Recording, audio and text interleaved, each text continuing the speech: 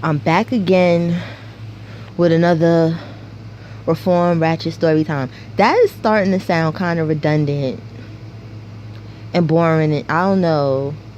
But anyway, this story is not about an ex, but it's about when I turned brim.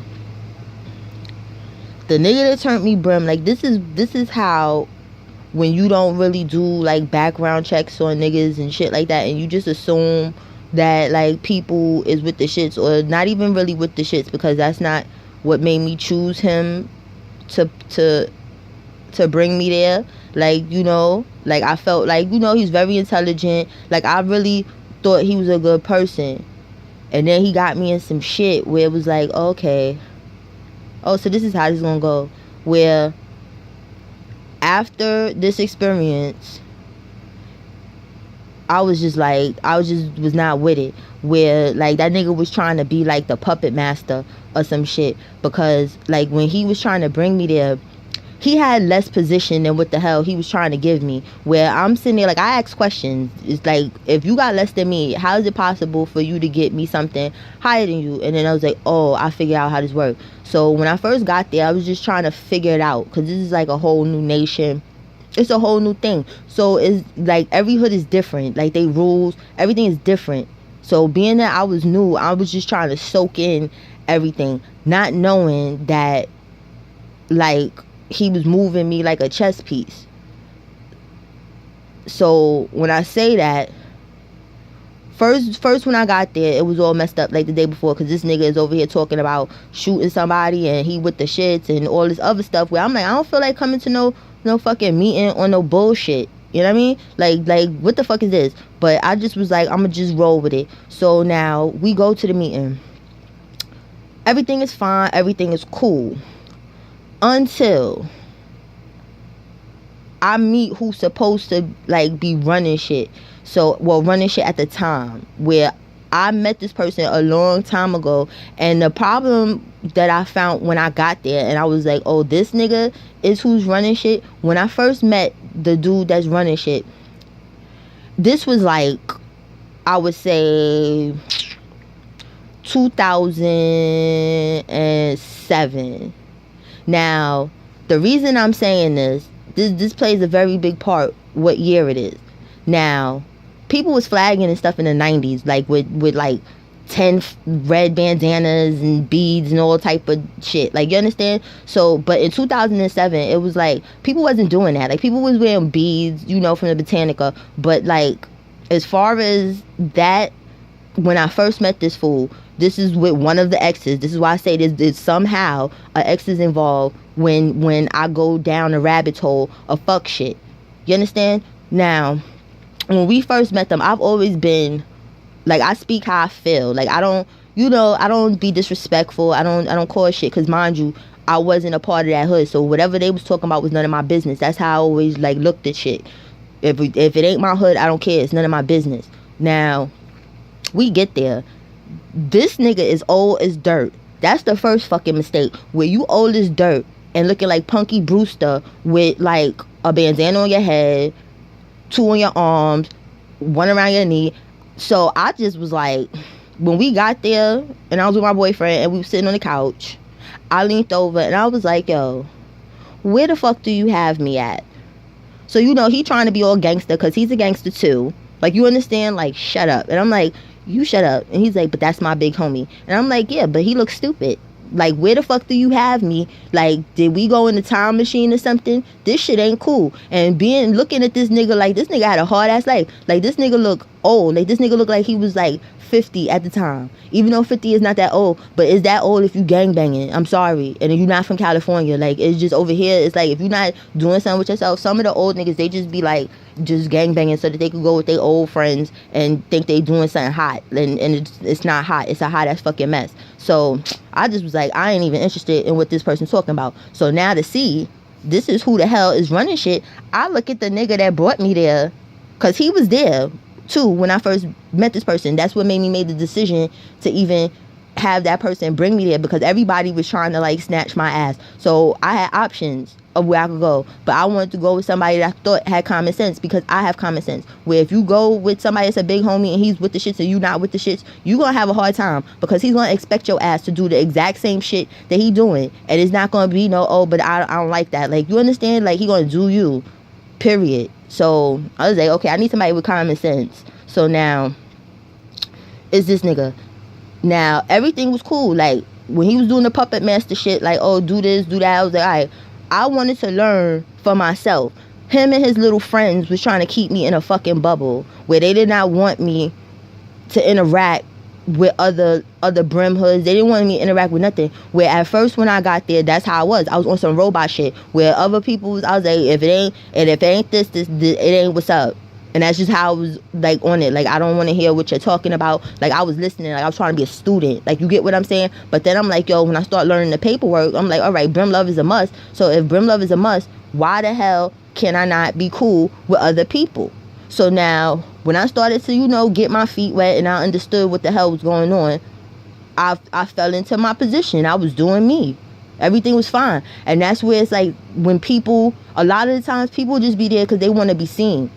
And it turned out that he wanted to be seen. Him and his big homie, where it was like they tried to tag team me on some bullshit because I'm shining brighter than y'all. It's not my fault that you're a flashlight and I'm the sun, and when I'm out, you don't shine. That don't have shit to do with me. You understand? Like, get your shit up. Get your resume up. Leave me the fuck alone. And that's what it seemed like, where it was like, niggas always be trying to test me. And it ain't even the fact that, like, niggas be trying to test me. It's the fact that you don't be testing other niggas. Like, I'll respect it more if you test me and you're testing other niggas. But if you're not testing other niggas and you coming to test me, that's just pointless. And it looks stupid. It's just dumb. So, like, he kept, like, talking shit behind my back. You know, and I didn't want to believe the shit. But whenever I heard shit, like, I went to him. Like, I'm not that type of person that hears shit and I just run off of what I hear. Like, I'ma approach you. Like, is like was goody. So he's like, oh no, people trying to, you know, they like to play a lot of mind games or whatever. So now fast forward, like, I was on the fast track or what I was doing when I got there. Like, I was on my shit. Like, you understand? Like, niggas did not, they never seen no shit like what the fuck I was doing. All the big homies love me. Like, it's just, I'm a lovable fucking person, because I'm not trying to come there to be fake. Like, you understand?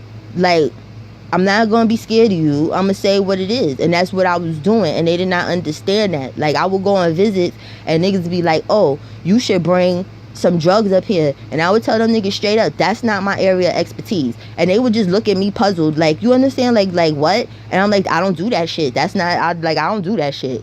I don't know how to do it. And I'm not going to learn. Like, and I'm too old to be going to jail for contraband. So they would just sit there like, are you serious? And I'd be like, yeah, I'm serious. So when they finally figured out, like, oh, this is really her, it was like, all right, they was rocking with it. Where they're like, you know how many grown niggas come up here and kiss our asses and shit? Like, you understand? Like, yo, we fucking with you. And that's just what it is. Where these same niggas, they're like children, some of them. Not all of them, but some of them like children. You cannot sit there and promise, like, when you was a kid and your parents promised you something and they didn't do it, like, you remember that shit. Like, that stick with you. Like, they don't play that. So whenever they would ask me for shit, like, if I could do it, I could do it. If I can't, I can't. And I tell them to their face. Like, I don't sit and do what other people do. You know? So, you know, he was, like, swiping my credit card because I was doing all this amazing shit. And, you know, he's supposed to be my big homie. That's how some niggas be like, yeah, like, I taught her. Like, nigga, you didn't teach me shit. So the first time he backbit me and, you know, I approached him. He's like, nah, I let it go. The second time, I did the same shit. By the third time, I was like, yo, I'm not with it. Like, you understand? Because that's like a violation. And it's a bad violation because I'm supposed to be like your drop. Like, you talking shit about me, but like in my face, you like, oh, you my best drop. You understand? Like you on your shit. But then you go talk to like these other niggas and tell them I'm arrogant. I have a big head. Like, you understand? Like, I'm a hoe. Like, all this dumb shit. And I was like, why would you like say all of that? And then it was weird because when I would meet these people, like, you understand, like, through other people, and they just be like, yo, you are so cool. And I would be like, why wouldn't I be cool? And then they would tell me. So I was like, oh, this nigga's out of pocket. So by the third time, I'm like, I don't give a fuck who you are. Like, I'm not jacking shit. I'm not jacking nothing that you talking about. You are done dizzy. Like, I do what I want to do. Like, I'm a free agent now. So now his big homie, who's another old nigga, like, you understand where it's like your kids don't even fuck with you like that, but you worried about over here. Like, you understand? Like, get your life together. Like, you too old to be thinking like that. So now I'm trying to be nice for the old nigga and help him with something. So I'm in my car. These two stupid motherfuckers decided they want to do, I don't know if you want to call this an intervention. I don't know what to call it, but whatever it was, I wasn't with it. But the old nigga, I'm sitting in my car, he had to go in the house to go take it to something that had to do with his job. So I'm sitting in the car. I see somebody walking down the hill. As the person's getting closer, it's this nigga. It's supposed to be my big homie. This nigga talking shit. Where I was like, oh, hell no. And it's like, I be real paranoid. I'm very defensive because I seen a lot of crazy bullshit. Like, shit that would flip a person's brain out. So when I seen him, you know, come out, I was like, let me take my seatbelt off. Because I don't know why when I'm always parked, I always keep my seatbelt on. That's very bad. But took my seatbelt off. He came at the passenger side. I rolled the window down. It's like, yo, what you want? So because I don't trust you and you not supposed to be here, like, you understand? I'm thinking like, oh, y'all trying to lie me. Like, this is what this is. Now I'm gonna treat you like the enemy that you are. So because I felt like it was too warm for him to have his hands in his pocket, don't ask me why. Like, I don't know why. I just wasn't with it. So I was like, yo, take your hands out your pocket. So he's like, what? I was like, yo, take your fucking hands out your fucking pocket. So he's like, what you mean? I was like, yo, I don't fuck with you. Back up from my fucking shit and take your hands out your pocket, or go stand over there. Cause if you don't, you understand? Like, I'm gonna teach you something. So he's like, oh, where's old nigga? That's what we gonna call this nigga. Where's old nigga? So I was like, old nigga's in the house taking care of his shit. Go over there. Go in the corner over there by a tree and stand over there. I don't want you near me. So he was standing there. He stood there for like 10 minutes. Whatever old nigga was doing, it was too long. That nigga walked off and disappeared. So I'm thinking we done. But still, when old nigga came out, soon as he got in the car, I said, yo, what the fuck you trying to do? So then he's like, what? I was like, yo, what the fuck are you trying to do? And he's like, what does that mean? I said, yo, why is this big head nigga, that's what we gonna call my ex-big homie, this big head nigga, why the fuck is he here? He's here for what? And then y'all didn't say shit. What was that about? You trying to force me to talk to somebody? And he's like, oh, that's your big homie. You have to speak to him. I said, I don't have to do shit. And at the time, like, I wasn't cool with my sister. And I wasn't talking to her. Like, I'm like that. Like, if you do anything to me that's disloyal, like, I don't play that shit. So I had to tell this nigga, listen, I don't have to talk to nobody I don't want to talk to. Especially somebody I'm not related to. Because my sister, who came out the same vagina as me, I don't fuck with her. So what makes you think I have to fuck with this nigga? And the way you went about it, that shit wasn't cool. Like, you not gonna force me to do nothing. So then he's like, all right. And I was like, all right, cool. I'm glad we have that understanding. So when I drove to go get some gas so I could drop the old nigga fucking home, you understand? I was just so nice and so helpful to every fucking body for no fucking reason. It was in there.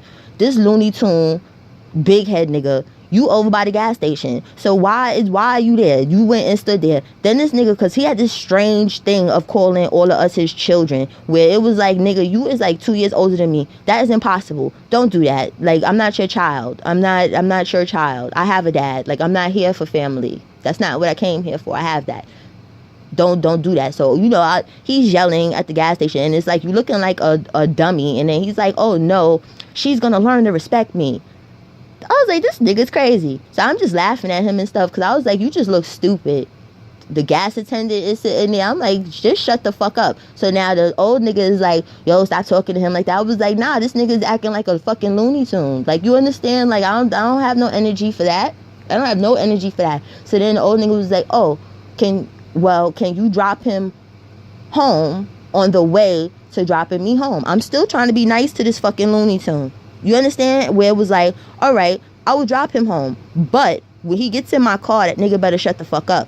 I don't want to hear shit. The minute that nigga say anything, he's getting the fuck out the car. Like, I don't care if we're on the highway. I'm going to stop.